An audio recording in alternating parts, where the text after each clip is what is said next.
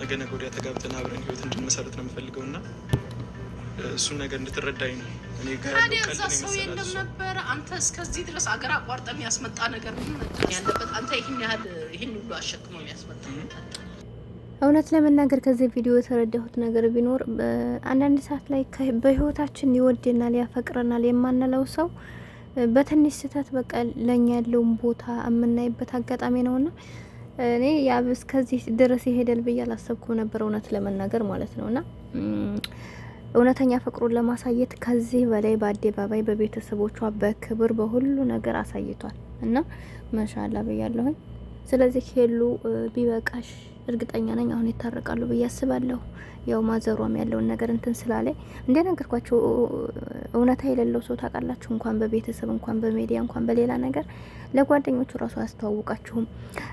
በእናንተ የሚያፍርባችሁ አይነት ሰው በሞላበት ዓለም ዛሬ ላይ ግን እሱ እንዳለውም ደግሞ ሰምታችሁታል። እሷና እኔ በእንደዚህ አይነት እንድንቀር አልፈልግም። ወደፊት ያማረ የተዋበ ህይወት በትዳር ውስጥ ልጆች ወልደን ከብደን እንድንኖር ነው ብሏልና ያ በቃ በትንሽ እንኳን አይደለም በቃ እሷ ምንም ለሱ ምን አይነት ጥሩ ሰው እንደሆነ አብረው እንደሚቀየሩ እሱ ደግሞ ስህተቶችን ካረመ አብረው ደስተኛ ሆነው እንደሚኖሩ የሷን ፍቅር ተረድቷል። እሱ ብቻ ሳይሆን እንዳልክም ተመልሶ መጥቶ እንግዲህ አይታችሁታል።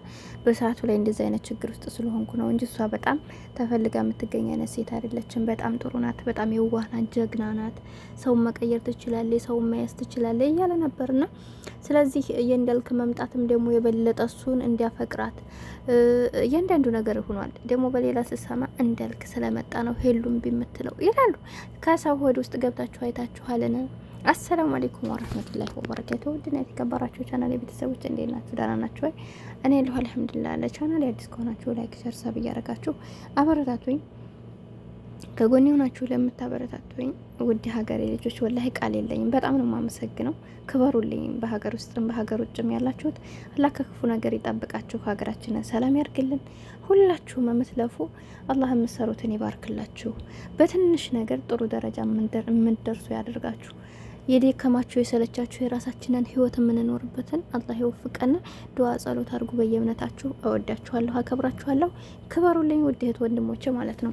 እና እንግዲህ ወደና ሄሉ ሀሳብ ስገባ እውነት ለመናገር እኔ በቃ ያ ባለፈው እንደዛ በቃ አልፈልግም ምናምን ባለችው ታይም ልጅቶች እኔ ማፈልገኝ ከሆነ ብላው ተከትሎ በወጣ ሰዓት በቃ ልጁ አይራባም ዝም ብሎ ነው ለጊዜው ነበር የፈለጋት። ከዛም خلاص ካሁን በኋላ አስፈላጊ አይደለም ይቅርባት የሚል አመለካከትም ነበር የነበረኝና ነገር ግን ቆም ብሎ አስቦ የሰው ላይ ማሰብ ያስፈልገዋል። ለእያንዳንዱ ነገር በደቂቃ ውስጥ አይደለም የምትወስኑት። ህይወት ደግሞ ከባድ ነውና ቆም ብላችሁ ማሰብ ልመዱ። ያን ሰው ያዋጣኛል አያዋጣኝም፣ ይሄን ሰው ማጣት የለብኝም ስትሉ ዋጋ መክፈል አለባችሁና ይሄ ልጅ በደንብ አስቦበታል።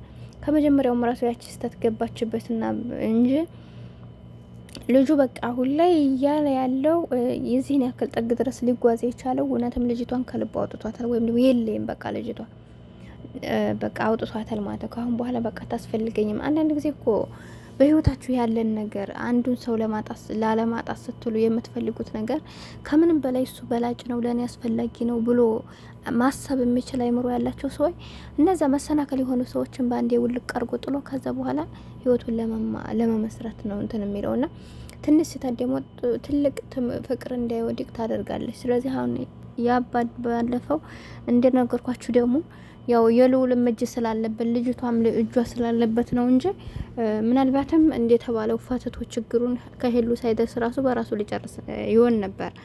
ግን ልውልም ደግሞ የራሱ ፍላጎት ስለነበረበት ነይ ብሎ ወስዶ አሳየ። እውነታው ማውጣት ስለፈለገ አይታችኋል ከሰርጉም እንደዛ ሲል። ስለዚህ የቀለበቱ ሰዓት ላይ ይህ ደስታሽ እንደሚጨልም ነገጧት አዝናለሁ መድረሽ እያላት ነበርና ያችን ነገር ስለተናገረ ውሸታም ተብሎ እንትን እንዳይባል ያለችን ነገር አሳይቷል። ከዛም ወዲህ ቢያሳይም እንኳን በተንሱልሱል ሰው ጋር ከመቀመጥ አልወጣም ቤትም አልሙሄም ያብ ግን እውነት ለመናገር በቃ ከዚህ በላይ ይህን ሁሉ አድርጎ ውሸት እንኳን ሆኖ ብታገኘው ወላሂ እሷ ምንም አይጸጽታትም። ነግሮ ገብቷቸዋል። አሁን ይሄ ላይ በእሷ ብቻ አይደለም አዩ ቤተሰቦቿን ኪዶ እንግዲህ አይታችኋል።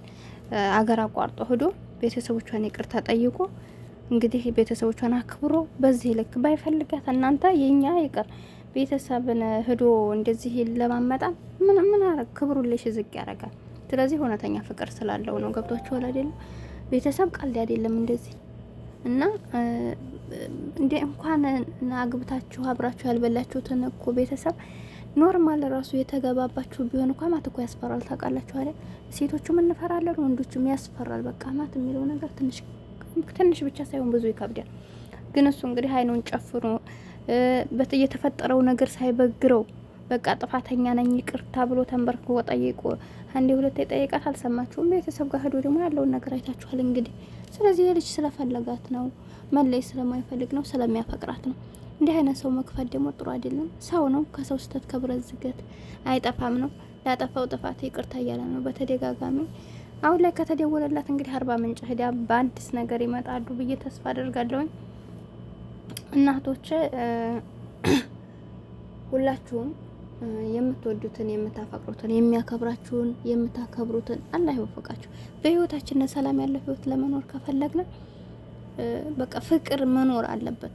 ብዙዎቻችን አሁን በቃ የሆነ ሳንወድ በሂደት ፍቅር ይመጣል፣ በሂደት እንትን ይላል። ወላሂ ከባድ ነው። ብዙዎቻችን ይሄን ነው የምንጠቀመውና በሂደት የሚባል አማርኛ የለም።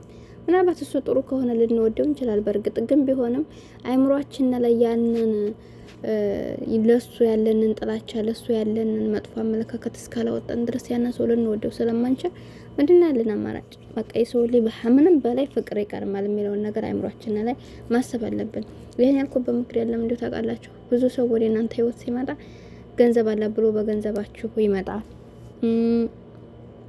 የሆነ ከናንተ ጥቅም ከፈለገ ወይ ደግሞ በቃ ብቻ የሆነ አንዳንድ ነገሮችን አስቦ ነው የሚመጣው። በቃ ከ10 ከሚፈልገው መስፈርት አንዲት ነገር ብቻ ካለ በዛይ ብሎ ይመጣል። በዛች ብሎ የመጣ ሰው ደግሞ ያቺ ነገራችሁ በጠፋይ ሰዓት ትቷችሁ መሄዱ አይቀርም እና ከዛ አንፃር የሰው ልጅ ምንም አይነት አለው ብላችሁ አትግቡ። በገንዘብም ቢሆን ገንዘብ እናንተ ሊያኖራችሁ አይችልም። ካልወደዳችሁት እኔ ሻይ ገንዘብ ቢኖረው እሱ እኔ ፍቅር ካለለብኝ ከሱ ጋር እንዴት ነው ይደብራል እኮ። ገንዘብ ማየው ሰርተን እያመጣ ነውና ሰው ልጅ ስትወዱ በማንነቱ ውደዱት፣ አፍቅሩት። በቃ እማታፈቅሩት ከሆነ ደግሞ ካላስ አያስፈልገንም። እውነት ስህተት ነው የምንሰራው ሁላችንም። በአሁኑ ሰዓት በነገራችን ላይ ያሳፈ የሚል ፍቅር የለም። ብዙ ሰው ለምንድነው አይምሯችን ላይ ገንዘብ ነው የምናስበው ሁላችንም። ወንዱም ሲመጣ ወደ እናንተ ምን አላት ብሎ የሚመጣውን ስለምናይ በአሁኑ ሰዓት በቃ አፍቅሮን ነው የሚመጣ፣ የለም የሆነ ነገር አስቦ ነው ብለን አይምሯችን ላይ ስለምናስብ እንደነገርኳችሁ ያን ሰው ምንም አስቦ ከናንተ ከመጣ ፍቅር ሊይዙ አይችልም። እኛም ደግሞ ከወንድ ላይ በቃ ሌላ ነገሩን አስበን ከሆነ የምንሄደው ለዛ ሰው ቦታ አይኖረንም እና የሰው ልጅ በማንነቱ ለመውደድ እንሞክር እና እንግዲህ እንደነገርኳችሁ ብዙ ጊዜ በቃ የማይረቡ ሰው በመልክም ይሁን በአቋምም ይሁን በአመለካከትም ይሁን የማይረቡ አይነት ሰዎች ወደ ጤባራቸው በጣም ከባድ ነው። ዝቅ አይሉላችሁም ለእናንተ በክብር ያልደራደርም ይላል። ክብር እኮ ማንኛው እንደሆነ እኮ አያውቅም። በነገራችን ላይ ለሚወደው ሰው ዝቅ ማለት ይሄ ውርደት አይደለም። ግን ብዙ የማይረቡ አይነት ሰዎች ይህን ነገር ይጠቀማሉ። ግን ደግሞ በአመለካከቱ ቆንጆ የሆነ ሰው፣ በአቋሙ ቆንጆ የሆነ ሰው፣ በሁሉ ነገሩ ስነ ምግባሩ ቆንጆ የሆነ ሰው ለሚወደው ነገር ዝቅ ማለት ምንም አይደብረውም። እንግዲህ አይታችኋል። ያ አሁን እየጠየቀ ነው ዝቅ እያለ እና እንደምትመለከቱት ነው። አላፍርም ስለምወድሽ እኮ ነው በተመልካች ፊት እየተንበረከኩ ያለሁ እያለ ነው። ወላሂ ስንት